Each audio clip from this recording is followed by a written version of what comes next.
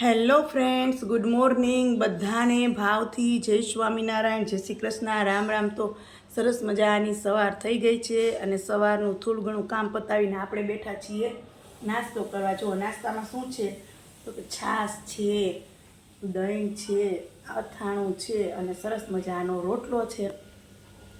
તો ચાલો તમે નાસ્તો કરવા માટે. સારું, ચાલો તો આપણે હવે આ નવા જૂના કામમાં વળગ્યા છીએ. એના ચોખા સાફ કરીએ છીએ. ચોખા સાફ કરી અને આ બરણી પણ ભરી લીધી છે અને હજી આપણે આમાં બાજરો સાફ કરીને મૂક્યો છે અને હજી આમાં બાજરાનો લોટ છે તો એ પણ ચારી અને આ ડબરો ભરવાનો છે. એટલે આજે બહુ બધું કામ છે.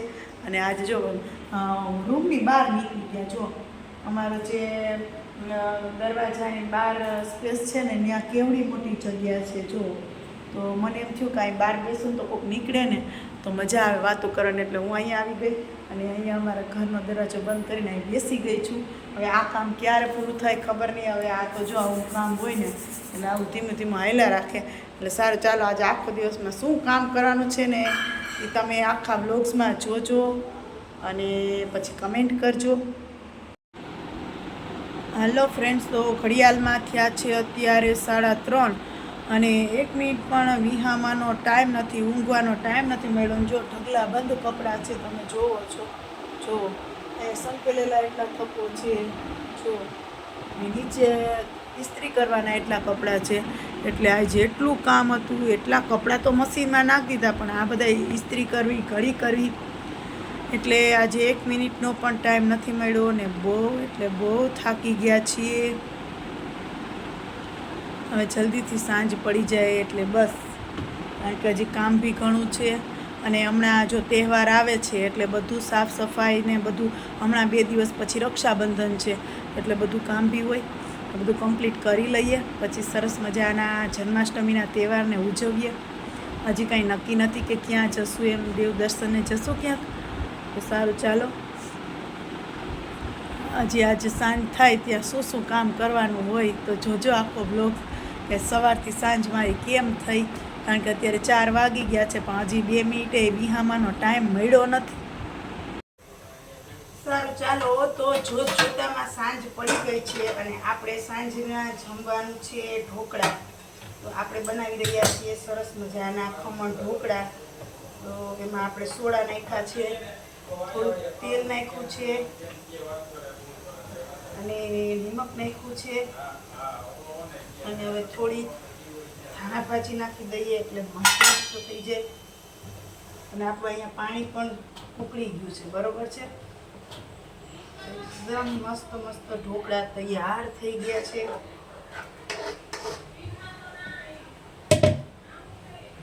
એકદમથી હલાવી નાખીએ આને અને એકદમ મસ્ત ખીરું થઈ ગયું છે. હવે આપણે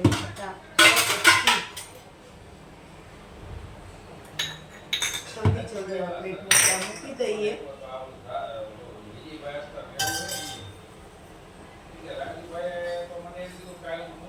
જોવો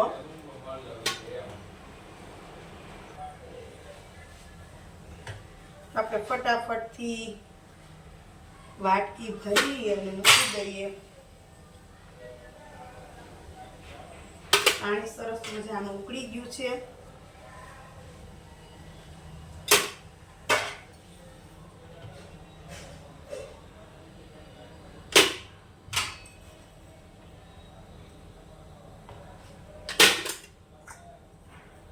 જોવો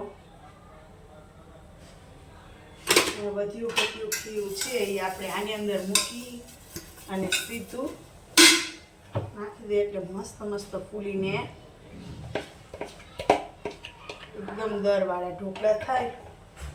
અને 15 મિનિટ સુધી ઢોકળિયામાં રાખશું. પછી જોઈએ આપણે કે આજે જમવામાં ઢોકળા બનાવ્યા છે એ કેવા થાય, બરોબર ને. ચાલો, તો આપણા મસ્ત ઢોકળા તૈયાર થઈ ગયા છે ચડીને. હવે આને આપણે ગેસ ઉપરથી ઉતારી અને આના સરસ મજાના નાના પીસ કરી લેશું. પણ થોડીક વાર આ ઢોકળાની વરાળ કાઢી લઈએ, બરોબર ને. પછી તમને કહું કે આ ઢોકળા છે એ કેવા બન્યા છે. જો દેખીતા તો તમે જોઈ રહ્યા છો એકદમ સોફ્ટ છે ને. ચાલો તો આપણે આ સરસ મજાના ઢોકળા ચડી ગયા છે અને એકદમ સરસ મજાના વાટકીમાંથી નીકળી પણ ગયા છે. જો ફટાફટથી એક પછી એક વાટકીમાંથી નીકળી જાય છે અને એકદમ મસ્ત સોફ્ટ. તમને હમણાં બતાવું છું કે કેટલો સોફ્ટ આ ખાટિયા ઢોકળા થયા છે આપણા. એકદમ મસ્ત. ચાલો જો છે ને એકદમ મસ્ત મસ્ત ગરમ ગરમ છે એટલે મારા હાથ તગી જાય એટલે બહુ નથી ઓલું કરતી. અને હવે આ થાળી છે ને એને આપણે નાના નાના પીસીસ કરી લઈએ. ચાલો જુઓ ફટાફટથી આ થાળીમાંથી નાના નાના પીસીસ કરી અને ઢોકળિયામાં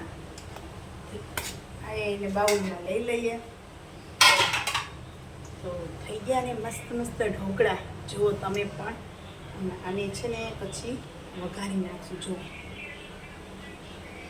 એકદમ મસ્ત જારીવાળા. તો સારું ચાલો આપણે અહીંયા ઢોકળા ઓલરેડી મસ્ત મસ્ત તૈયાર થઈ ગયા છે. જોવો એકદમ મસ્ત મસ્ત. અને હજી એક ઘાણવાનું ખીરું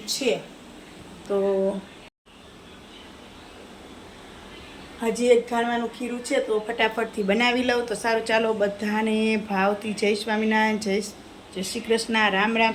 અને આ છેલ્લે ખાટિયા ઢોકળા કેવા બન્યા છે મસ્ત મસ્ત એ મને જરૂરથી કમેન્ટમાં કહેજો ભૂલતા નહીં. કારણ કે તમારી કમેન્ટ એ અમારો એક ઉત્સાહ છે.